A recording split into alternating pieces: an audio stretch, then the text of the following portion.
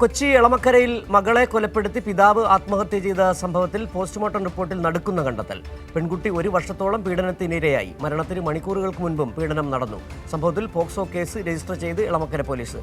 ആരാണ് പീഡിപ്പിച്ചതെന്നതിൽ അന്വേഷണം ഊർജിതമാക്കിയിട്ടുണ്ട് പോലീസ്. വിവരങ്ങളുമായി ഉമേഷ് ചേരുന്നുണ്ട്. ഉമേഷ്, ഈ കുഞ്ഞിന് 6 വയസ്സ് മാത്രമാണ് പ്രായമെന്ന് അറിയുന്നു. 1 വർഷത്തോളമായി കുഞ്ഞ് പീഡിപ്പിക്കപ്പെട്ടിരുന്നത്. അതായത് 5 വയസ്സ് മുതൽ കുഞ്ഞ് പീഡിപ്പിക്കപ്പെട്ടിട്ടുണ്ടെന്നാണ് മനസ്സിലാക്കാൻ കഴിയുന്നത്. പക്ഷേ ഇപ്പോഴും ദുരൂഹത ഉണർത്തുന്നത് ആരാണ് കുഞ്ഞിനെ പീഡിപ്പിച്ചെന്നുള്ളതാണ്. പക്ഷേ കുഞ്ഞിനെ കൊലപ്പെടുത്തിയാണ് പിതാവ് കഴിഞ്ഞ ജനുവരി 16-ന് ആത്മഹത്യ ചെയ്യുകയും ചെയ്തത്.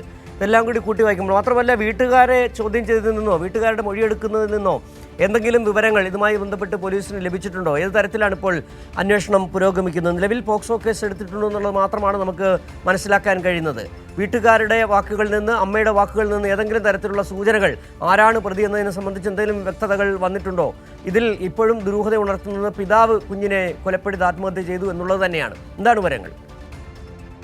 ഒരു ഞെട്ടിപ്പിക്കുന്ന വിവരമാണ് ഇന്നിപ്പോൾ പുറത്തു വന്നിരിക്കുന്നത്. അത് കഴിഞ്ഞ മാസം, അതായത് ജനുവരി 16-നാണ് ഈ 6 വയസ്സുള്ള കുഞ്ഞിനെ കൊലപ്പെടുത്തി 33 വയസ്സുകാരനായ പിതാവ് ആത്മഹത്യ ചെയ്തത്. കുഞ്ഞിനെ എളമക്കര പോണേക്കരയിലുള്ള വീട്ടിൽ, വാടക വീട്ടിൽ കട്ടിലിൽ മരിച്ച നിലയിലാണ് കുഞ്ഞിനെ കണ്ടെത്തിയത്. തൊട്ടടുത്ത് തന്നെ ഈ കുഞ്ഞിന്റെ അച്ഛനെ തൂങ്ങി മരിച്ച നിലയിലും കണ്ടെത്തുകയായിരുന്നു. ആത്മഹത്യയാണ്, കുഞ്ഞിനെ കൊലപ്പെടുത്തിയ ശേഷം ആത്മഹത്യ എന്നുള്ള നിലയിൽ പോലീസ് കേസെടുക്കുകയും അസ്വാഭാവിക മരണത്തിന് കേസെടുത്ത് അന്വേഷണം നടത്തി വരികയായിരുന്നു. ഒപ്പം ഇവരുടെ പോസ്റ്റ്മോർട്ടവും നടത്തുകയുണ്ടായി. ആ പോസ്റ്റ്മോർട്ടം റിപ്പോർട്ടിലാണ്, ഈ പ്രത്യേകിച്ച് കുഞ്ഞിന്റെ പോസ്റ്റ്മോർട്ടം റിപ്പോർട്ടിലാണ് ഈ ഞെട്ടിപ്പിക്കുന്ന കണ്ടെത്തൽ വന്നിരിക്കുന്നത്. അതായത് കുഞ്ഞ് തുടർച്ചയായി പീഡനത്തിനിരയായി എന്നുള്ളതാണ് ഈ പോസ്റ്റ്മോർട്ടം റിപ്പോർട്ടിൽ വ്യക്തമാകുന്നത്. കഴിഞ്ഞ 1 വർഷത്തോളം കുഞ്ഞ് പീഡനത്തിനിരയായി എന്ന് മാത്രമല്ല, ഈ മരണത്തിന് ഏതാനും മണിക്കൂറുകൾക്ക് മുമ്പ് വരെ കുഞ്ഞിനെ പീഡനം ഏറ്റുവാങ്ങേണ്ടി വന്നിട്ടുണ്ട് എന്നുള്ളതാണ് ഈ പോസ്റ്റ്മോർട്ടം റിപ്പോർട്ടിൽ തെളിഞ്ഞിരിക്കുന്നത്. ഈ സാഹചര്യത്തിൽ പോലീസ് പോക്സോ കേസ് കൂടി ഇപ്പോൾ രജിസ്റ്റർ ചെയ്തിട്ടുണ്ട്. എന്നാൽ ആരാണ് പീഡിപ്പിച്ചതെന്നെ സംബന്ധിച്ചൊന്നും ഇതുവരെ വ്യക്തത വന്നിട്ടില്ല. പോലീസ് അതുമായി ബന്ധപ്പെട്ട അന്വേഷണം നടത്തി വരികയാണ്. ഇക്കാര്യത്തിൽ കുഞ്ഞിന്റെ അമ്മയിൽ നിന്നും അടക്കം പോലീസ് മൊഴി രേഖപ്പെടുത്തിയിട്ടുണ്ട്. അമ്മയ്ക്കും അതേക്കുറിച്ച് വ്യക്തതയില്ല എന്നുള്ളതാണ് പറയുന്നത്. ഏതായാലും അത് ദുരൂഹമായി തന്നെ തുടരുന്നു. പോക്സോ കേസ് രജിസ്റ്റർ ചെയ്ത് പോലീസ് ഇപ്പോൾ അന്വേഷണം ആരംഭിച്ചിരിക്കുന്നു. ഉമേഷ്, ഈ ദമ്പതികൾക്ക് ഈ ഒരു മകൾ മാത്രമേ ഉണ്ടായിരുന്നുള്ളൂ. വീട്ടിന്റെ മൊത്തത്തിലുള്ള ഒരു സാഹചര്യം എങ്ങനെയാണ്? മറ്റു ബന്ധുക്കളൊക്കെ ഈ വീട്ടിൽ ഇടപെടുന്ന തരത്തിലുണ്ടായിരുന്നു? നേരത്തെ ഇതുമായി ബന്ധപ്പെട്ട് ചില സംഭവവികാസങ്ങൾ ഓർമ്മ വരുന്നത്, വളരെ അടുത്ത ബന്ധു, അതായത് അച്ഛൻ്റെ അടുത്ത ബന്ധു പീഡിപ്പിച്ചതിനെ തുടർന്ന് കുഞ്ഞു കൊല്ലപ്പെട്ട സംഭവങ്ങളൊക്കെ മുൻപ് കൊച്ചിയിൽ നിന്ന് തന്നെ നമ്മൾ റിപ്പോർട്ട് ചെയ്യുകയും ചെയ്തിട്ടുണ്ട്. എന്താണ് പോലീസിന്റെ പ്രാഥമിക ഒരു അന്വേഷണത്തിന് എന്തെങ്കിലും വിവരങ്ങൾ പങ്കുവയ്ക്കാൻ കഴിയുന്നുണ്ടോ ഇപ്പോൾ?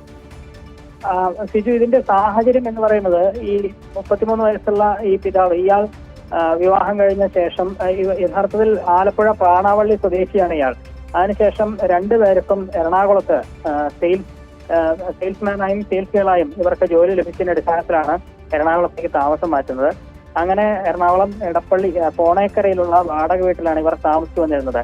ഇതിനിടയിൽ ഈ അച്ഛന്റെ ജോലി നഷ്ടപ്പെട്ട് ഈ കുഞ്ഞിന്റെ അച്ഛൻ കുറെ നാളായി വീട്ടിൽ ഉണ്ടായിരുന്നു എന്നുള്ളതാണ് പറയുന്നത്. അതായത് കുഞ്ഞും അച്ഛനും മാത്രമാണ് വീട്ടിൽ കുറെ നാളായിട്ടുണ്ടായിരുന്നത്.